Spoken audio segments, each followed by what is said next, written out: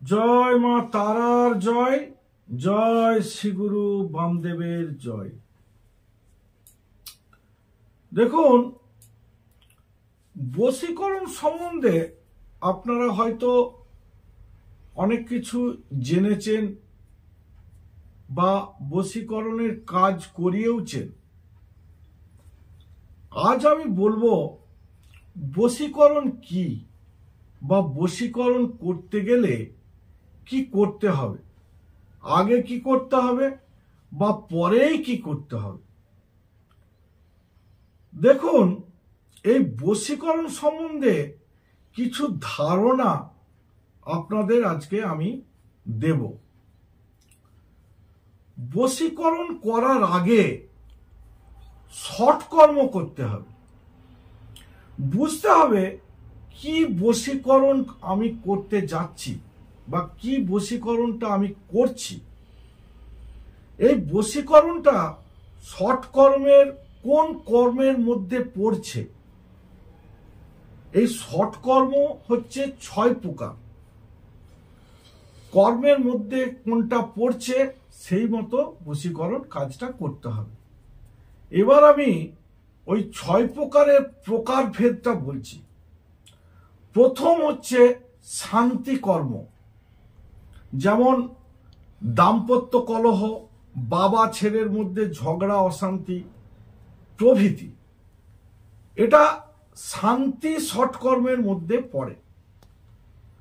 বশীকরণ কর্ম নাম্বার 2, যে কর্মের দ্বারা জীবগণ বশ্যতা স্বীকার করে তাহাকে বশীকরণ কর্ম বলে। যে কর্ম সম্পাদনে জীবগণের প্রবৃত্তি রোধ হয় তাহাই স্তম্ভন কর্ম। নাম্বার 3 হয়ে গেল। নাম্বার 4, যে কর্মের দ্বারা প্রণয়ী যুগলের পরস্পরের বিবাদ হয়ে থাকে তাহা হইল বিদ্বেষণ কর্ম। 4 হয়ে গেল।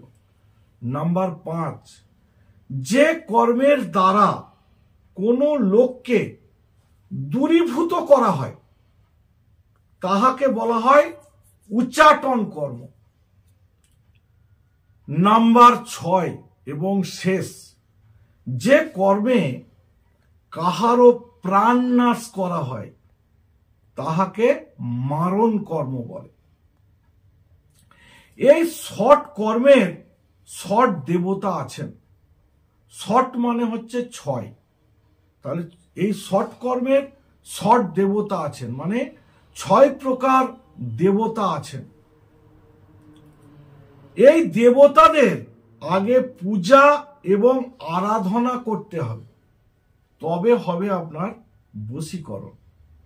তাহলে কোন কর্মের দেবতা কোন দেবতা সেইটা আগে নির্ধারণ করতে হবে। তাহলে বলি, শান্তি কর্মের দেবতা হচ্ছে রতি। বশীকরণ কর্মের দেবতা হচ্ছে বাণী।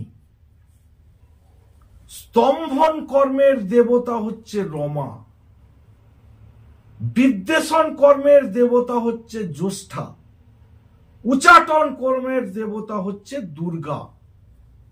মারণ কর্মের দেবতা কালী। এই 6 প্রকার দেবতার আগে পূজা করতে হবে, আরাধনা করতে হবে, তারপরে বশীকরণের কাজ করতে হবে। এবার বলি, আমরা যেটা বশীকরণ শাস্ত্রে পাই সেই কথাটি ভালো করে মনে রাখুন, শুনুন। রথিবাণী রমা জ্যেষ্ঠা দুর্গা কালী যথাক্রমাম সৎকর্ম দেবতা প্রোক্তা কর্মদ্বৈতাং প্রপূজ্যয়েত। এবারে বলি, সৎকর্মের কাজ করতে গেলে আগে দিক নির্ণয় করতে হবে। কোন বশীকরণটা কোন দিকে বসে করলে সেই কাজটি সুসম্পন্ন হবে সেই দিক নির্ণয়টা করতে হবে। শান্তি কর্মে ঈশান কোণে কাজ করতে হবে। বশীকরণ কর্ম উত্তর দিকে কাজ করতে হবে। স্তম্ভন কর্ম পূব দিকে কাজ করতে হবে। বিদ্বেষণ কর্ম নৈঋত কোণে কাজ করতে হবে। উচাটন কর্ম বায়ু কোণে কাজ করতে হবে। আর মারণ কর্ম অগ্নি কোণে কাজ করতে হবে। তাহলে স্থান কাল পাত্র দেখে করো কাজ। অতএব জায়গা, সময় এবং বস্তু লাগবে। বস্তু বলতে এখানে বিভিন্ন কাজের গাছের শিকড়, ফল এবং ছাল দেওয়া হয়, দিয়ে কাজ করা হয়। আশা করি বশীকরণ সম্বন্ধে আপনাদের কিছুটা ধারণা দিতে পেরেছি। অব্যর্থ বশীকরণ পেতে গেলে আমার ভিডিওটি লাইক করুন এবং কমেন্ট করুন আর শেয়ার করুন। অতি অবশ্যই আমার চ্যানেলটি সাবস্ক্রাইব করবেন। নমস্কার, আজ এই পর্যন্তই। মা তারার কৃপায় সকলে সুস্থ থাকুন, ভালো থাকুন, নীরোগ থাকুন।